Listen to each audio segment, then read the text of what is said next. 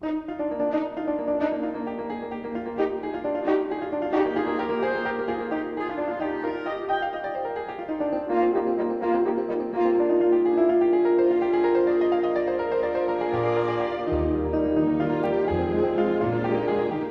and Prejudice was one of Jane Austen's favourite novels, and Elizabeth Bennet one of her favourite heroines. The book, initially called First Impressions, was written between 1796 and 97. It wasn't finally published until 1813, when she was 37. When it did appear in print, she said wistfully that her darling child had come home. This video looks at several aspects of the book. It's best to view each section as one unit, and then go back over it using the pause button to stop and think or take notes. Each section is introduced with its own number and title. If you don't want to watch the whole tape, just look at a particular unit. You'll be able to recognize it by the number at the bottom left-hand side of the screen. The final section contains clips from previous BBC adaptations.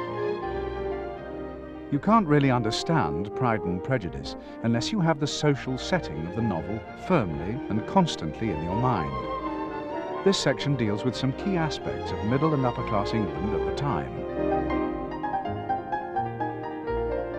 Money is surely one of the biggest issues in the 18th century. I mean, it's really at the centre of marriage as well. And you can't talk about love and marriage in Jane Austen. You have to talk about love and money. Yep. Balancing the two, I think. And the Bennet family in particular, because those girls don't really have any money or any money to speak of. So they're not attractive to suitors for that reason at all. All they've got to recommend them are their charms, and Jane is very beautiful. Lizzie is held to be a bit of a local beauty, but nothing special. So she's got her wit and her sexiness, I suppose, to recommend her. Lydia's a bit of a trollop, and she hopes that's going to work for her, but they're hoping to marry rich men, otherwise they have a miserable life. Yeah, absolutely, and it's particularly desperate because the Bennet house will be entailed to Mr. Collins. I think this whole theme of marriage in the book it's really interesting, and it's very difficult for a modern audience to understand when Jane and Lizzie are talking in their bedroom about how they want to marry for love, that's a sort of radical idea. But beggars, you know, cannot be choosers. We are not very poor, Lizzie. With father's estate entailed away from the female line, we have little but our charms to recommend us. One of us at least will have to marry very well. And since you were quite 5 times as pretty as the rest of us and have the sweetest disposition, I fear the task will fall on you to raise our fortunes. But, Lizzie, I would wish I should so much like to marry for love. Well, the entail, in plain terms, means that once Mr. Bennet dies, the house will then be passed on to a male member of the family. So if he had a son, that would be absolutely fine. The house would be secure, but he hasn't. He's got 5 daughters.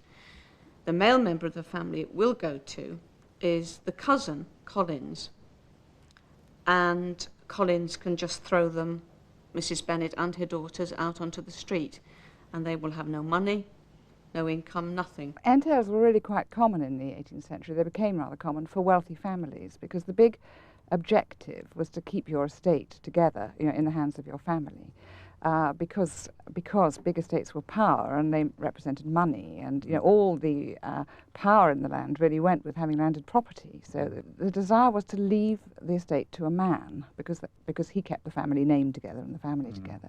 So that what you did was to entail the estate in such a way that if there were no sons in the immediate family, then the daughter didn't get it, but the money was then going to go to cousins, to other lines of the family, and so you could specify all the families that this was to go to, so the nearest male got it.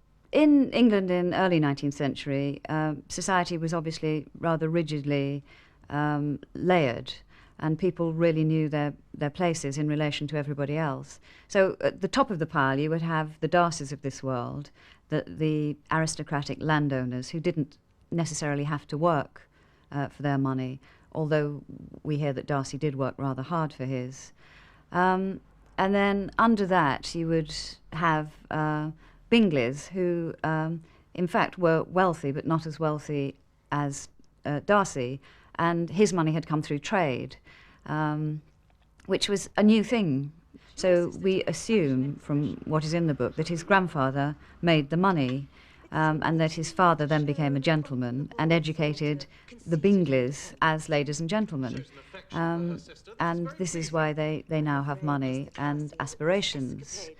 And I think this is one of the reasons why Miss Bingley is so appallingly snobbish about the Bennets. But Jane Bennet is a sweet girl. It's very sad she should have such an unfortunate family, such low connections. Their uncle, she told us, is in trade and lives in Cheapside. Well, perhaps we should call when we are next in town. They would be just as agreeable to me had they uncles enough to fill all Cheapside. With such connections, they can have very little chance of marrying well, Bingley. That is the material point. The Bingleys maybe were what might be called a nouveau riche family.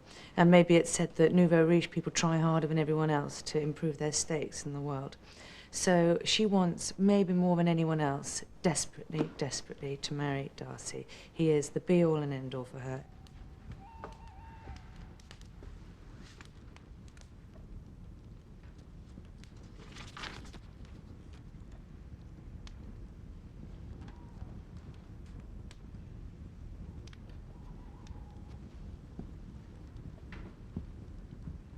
Miss Eliza Bennet, let me persuade you to follow my example and take a turn about the room. It's so refreshing.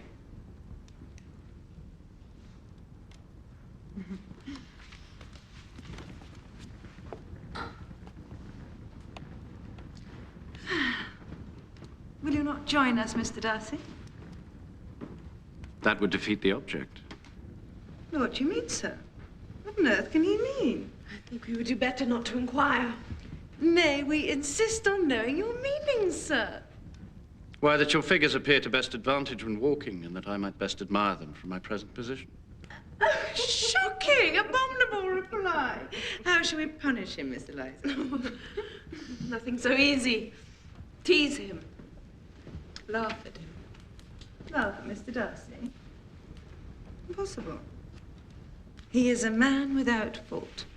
Miss Bingley is desperately insecure about her own position because she knows they came from trade, and that's why she mocks the Bennets so much and tries too hard with Darcy.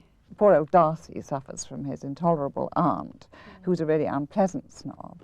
And once you've really seen her at work, you realise what a good, generous, sincere man Darcy is, you know, and straightforward man with human relations instead of just considerations of how wealthy or aristocratic people are. She would be in nobody's way in that part of the house. Thank you, Mum. There are few people in England, I suppose, who have more true enjoyment in music than myself, or a better taste. And if I had ever learned, I should be a true proficient.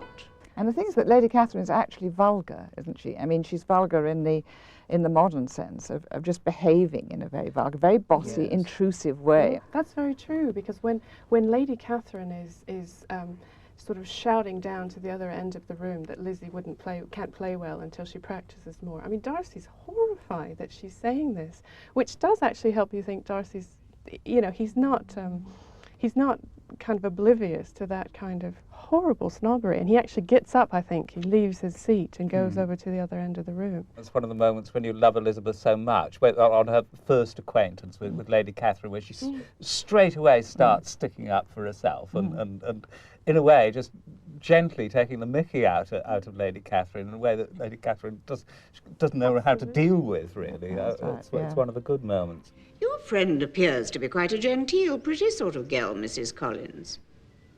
Her father's estate is entailed on Mr. Collins, I understand.